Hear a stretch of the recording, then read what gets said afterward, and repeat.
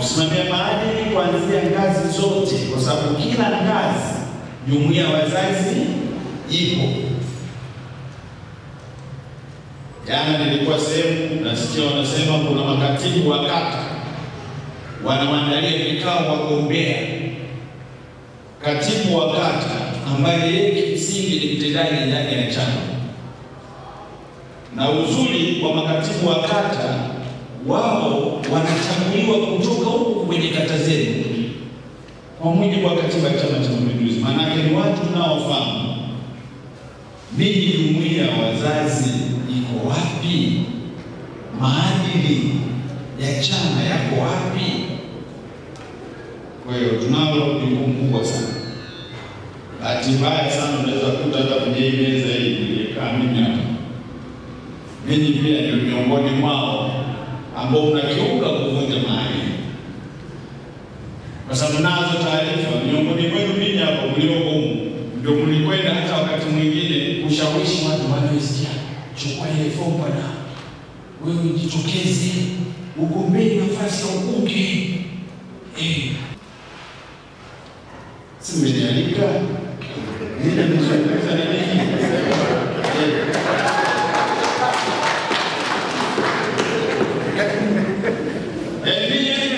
Ndio mlienda kuwashawishi. Sasa maadili yako wapi? Mtake huyo mtu umemkuza, umemlea, anatosha.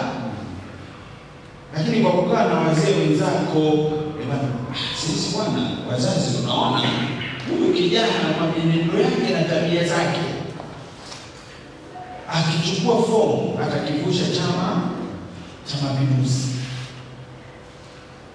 Mnakwenda mnashawishi watu wengine, baadaye wanakuwa ni vituko. Kwa hiyo nafikiri tulisimamia sana swala la maadili kwenye ngazi zote. Tunaelekea kwenye mwaka wa uchaguzi. Sasa labda tu nikutoe wasiwasi kwa mambo machache tu, kwa sababu mnajua uwezo kukaa sana. Labda hili na maadili ni kweli huwa ametueleza vizuri. Maadili yetu wengi hayalingani na jumuiya hii. Hii jumuiya ndio ya nidhamu. Siku za nyuma huko nadhani ilikuwa ni 2007 2010, ilikuwa pale wilayani 2007 2012, ilikuwa kabla mtu ya kupelekwa maadili alikuwa analetwa kwanza jumuiya ya wazazi. Jumuiya ya wazazi ndio sisi tunakaa naye kwamba huyu ameshirikana, tukiona huyu anashirikana tunampeleka kamati ya siasa kwamba endelee naye, huyu sasa sio. Lakini tunapoelekea hii jumuiya sio hiyo. Wenyewe ndani tulikuwa tunanizama. Sasa utamshauri mjumbe anasimama kwenye kikao, anakunyoshia mkono mwenyekiti.